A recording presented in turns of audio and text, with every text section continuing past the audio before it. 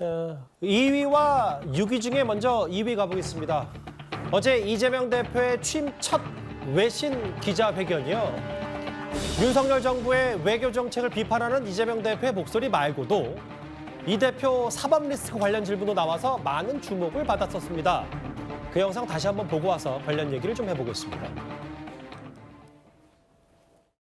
Five persons close to you have died, as of course you know. This raises a question.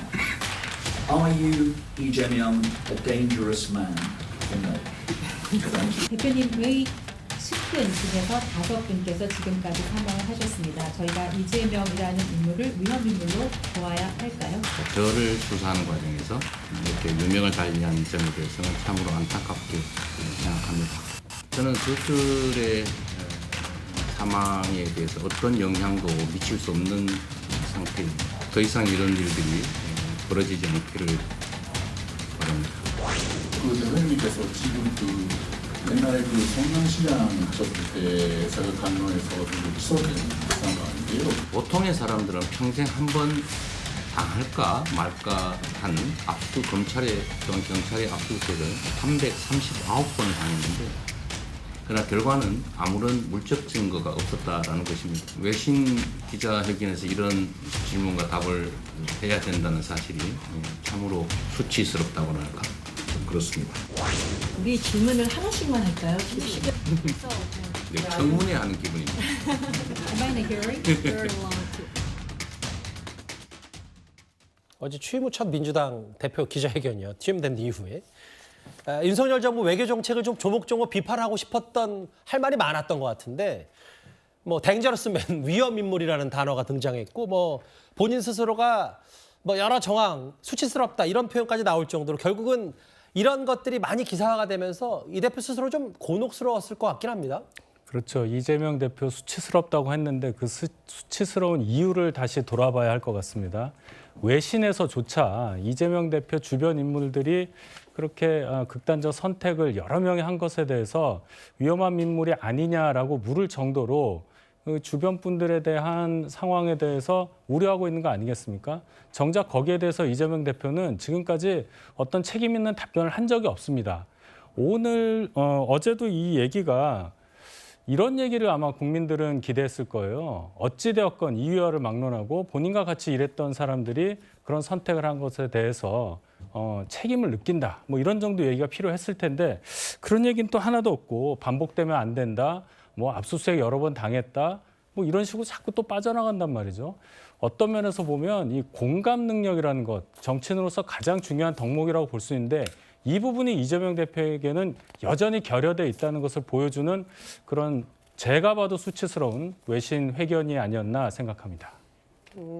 어제 저희 뉴스탑10에서 오후에 있었던 얘기를 좀 발빠르게 전해드리면서 뭐 수치스럽다, 위험 인물 이 얘기를 중심적으로 만나봤는데 사실 어제 외신 기자회견에서 윤석열 대통령의 강제징용, 그러니까 제3자 변제안 이거에 대해서 이재명 대표의 입장도 나왔었거든요. 그런데 일본 기자가 그럼 이재명 대표가 이 강제징용 해법은 뭐라고 생각하냐 이렇게 물었는데 이 대표의 답변도 한번 들어보겠습니다. 인류의 보편적 정의와 양심에 어긋나는 강제동원 제3자 변제 방안은 철회되는 것이 바람직합니다. 후쿠시마 오염수 해양 투기 문제에 대해서도 일본의 책임 있는 조치가 선행될 필요가 있습니다. 강제동원 제3자 변제에 대해서 철회하는 게 바람직하다고 보는데 그래서 이 문제에 대해서 대통령께서 생각하시는 해법은 뭔지 궁금하고요. 또 만약에 다음 대선에서 집권하게 되신다면 제3자 변제 방식을 뭐 무효화하는 그런 생각이 있으십니까? 한일 간의 강제동원 제3자 변제 방식은 우리 정부의 일방적인 제안이었고 양방 간의 합의사항이 아니었기 때문에 무효화하고 어쩌고 할 수 있는 사안도 아닌 것 같습니다.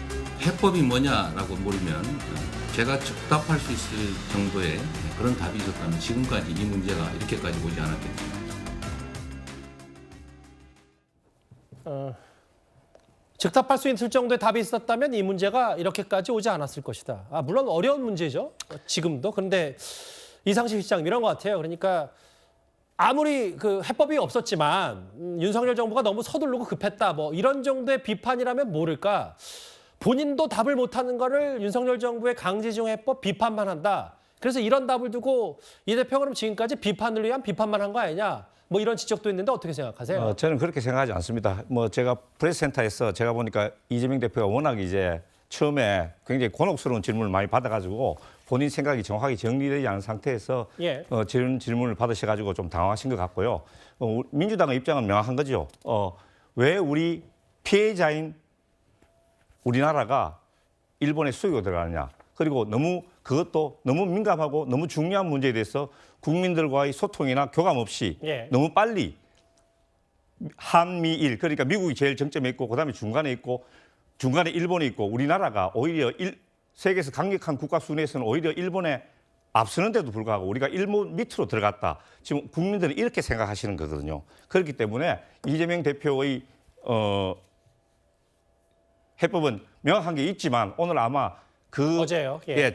어제 정리되지 않은 상태에서 아마 말씀을 못 하신 것 같은데 우리 민주당의 입장은 지금은 너무 저자세 외교다. 예, 한미일 동맹 체제로 너무 급격하게 편입됐다. 이런 일관된 입장을 가지고 있습니다. 이제 다만 저자세다. 너무 서둘렀다는 입장은 있지만 그렇다고 민주당 스스로도 뾰족한 해법은 아직 없는 거잖아요. 뭐 물론 뭐 제1야당이니까 뭐 집권 여당이 알아서 할 일이긴 합니다만. 그렇죠. 우리가 집권 여당이면 뚜렷한 해법을 제시하겠지만 지금은 뭐 야당이기 때문에 뚜렷한 해법이 아직은 뭐 없다고 볼 수 있죠. 근데 지금 한일 간 뭐 혹은 국제적인 국가 순위를 말씀하시겠는데 그것마다 조사 기관마다 혹은 뭐 그렇다고 한국이 일본보다 당연히 못하다는 건 아니지만 뭐 국가 순위 자체에 대해서는 이걸 강제징용과 이게 단순히 연결할 수 있냐 뭐 이런 논란도 있으니까요. 국민의 자부심하고 연결된 문제라는 예. 거죠. 이번에 이제 한미 외교에서도 또 저런 문제가 나왔기 알겠습니다. 때문에 국민들은 왜 우리가 피해자이고 또 우리가 이미 강력한 국가가 됐는데 너무 성급하게 그렇게 일본의 저자세로 나가느냐 이걸 문제 삼는 것 같습니다. 예. 그런데 일본 관련 질문이 또 하나 있습니다. 이재명 대표에게 일부 외신 기자가요. 민주당 일부에서 한일 정상회담 결과를 계기로 친일 몰이를 한 거 아니냐 이런 질문도 받았습니다. 지금 현 정부의 한일 관계 개선 움직임과는 별개로 민주당 의원분들이 독도를 일본에 바친다라는 등의 플래카드를 내걸면서 장외 성전전에 나서고 있습니다. 반대 측에서는 광우병 시즌2가 아니냐, 새로운 친일몰이를 하는 것이 아니냐라고 비판을 하고 있는데요. 우선 사실관계부터 좀 바로 잡을 필요가 있어 보입니다. 질문 속에 민주당이 독도를 일본에 바친다는 현수막을 내걸었다라고 하는데 그건 팩트 확인이 필요한 일 같습니다. 오히려 그런 것 자체가 괴담일 수 있는 거죠. 한 기자가 물은 모양이에요. 그러니까 민주당이 독도를 일본에 바친다는 식의 현수막을 내걸었다. 이게 뭔가 좀 선동 아니냐는 취지의 질문을 했는데 팩트 확인이 필요한 것 같고 이런 것 자체가 괴담일 수 있다고 이 대표가 얘기했거든요. 근데 실제로 이제 사진을 만나볼 텐데 민주당 일부에서는 그 저 사진 정청래 의원 관련 마포에 걸린 현수막인가 보죠. 독도까지 바칠 텐가. 실제로 현수막이 있었기 때문에 어떻게 좀 받아들이시겠습니까? 지금도 그 포털 사이트 같은데 이미지를 이렇게 검색을 하면 저 내용의 플래카드가 여러 지역에 걸려 있는 부분들이 지금도 사진에 여러 떠 있습니다. 근데 아마 이재명 대표 입장에서는 이게 당이 예를 들면 민주당 입장을 전체적으로 다 플래카드로 내건 건 아니지 않느냐. 일부 인사들이 뭐 그럴 수는 있지만 당의 입장은 아니다. 그래서 민주당이라는 부분에 대해서 좀 확인이 필요하다. 뭐 이런 맥락이었던 것 같은데 괴담 얘기를 한 것은 그건 좀 이재명 대표가 좀 많이 나간 거죠. 예. 실제로 일부 민주당 의원들이 그런 플래카드를 걸은 것 자체는 팩트이기 때문에 그거 이재명 대표가 대답을 할 때 일부 인사들이 아마 그렇게 했던 것 같은데 그건 당의 입장은 아니다. 예. 당의 공식 입장은 그와 다르다. 뭐 이렇게 답변을 했다면 좀 더 분명한 저 부분에 대한 입장 표명이 되지 않았을까 싶습니다. 저 화면이 다 설명을 좀 해주잖아요. 왜냐하면 그 이상 실장님. 네. 집권 여당에서는 민주당이 일본의 일부 언론만 인용해서 괴담을 퍼뜨린다라고 했는데 어제 이 대표는 저런 것 자체를 어떻게 그 팩트 체크가 현수막 필요한데 안 해봤는데 안 해보고도 이제 뭐 괴담 아니냐. 오히려 그런 것 자체가 괴담이냐. 실제로 있으니까. 예. 저게 바칠 텐가잖아요. 바칠 텐가. 의문문입니다. 저게. 우리나라 국민들이 지금 독도에 대해서 굉장히 민감하게 생각하고 있는데 예. 지금 어제입니까? 일본 외교부에서 외교 청서를 발간했지 않습니까? 예. 거기 외교 청사에 보면 또 다시 우리나라 사람들이 감정을 건드리는 말이 나왔다 이 말이죠. 독도는 일본의 고유 영토다 알겠습니다. 하는 저 말이 예. 다시 나왔기 때문에 저런 우리나라의 저자세 외교에 대해서 국민들의 60% 이상이 여론조사 보면은 반대하는 걸로 나와 있기 때문에 그걸 대변하는 차원에서 그럼 독도까지 이제 바칠 텐가? 이 반어법이죠. 그렇게 나왔기 때문에 저것은 바친다와 바칠 텐가는 틀리죠. 예. 다른 겁니까? 네. 예. 바친다는 그냥 갖다 바친다는 거죠. 바칠 텐가는 반어법이지 않습니까? 예. 네. 뭐 근데 이제 차이가 있다, 뭐 이거죠. 그게 현실이라고 뭐 실제로 뭐 그렇다고 말씀을 주장을 하시니까 근데 다만 그냥 이 대표가 굳이 이렇게 괴담일 수 있다고 선을 그을 필요는 없었을 텐데요. 제가 그 질문을 드리는 겁니다. 이상 실장님. 네.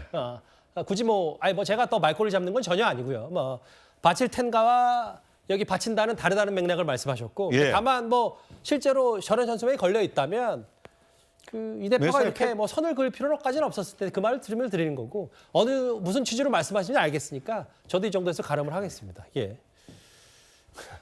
예. 어제 뭐 여러 가지 얘기도 좀 나왔고 그 본인 사법 리스크 혹은 뭐 한일 정상회담 결과에 대해서도 여러 가지 이 대표의 주장도 있었습니다. 이재명 대표 어제 외신 기자 클럽으로부터 우산도 받았는데요. 이거는 영상만 한번 짧게 만나보고 오겠습니다. 우리가 오시는 거에 감사하다는 것서 우리가 선물을 하나 드리겠습니다.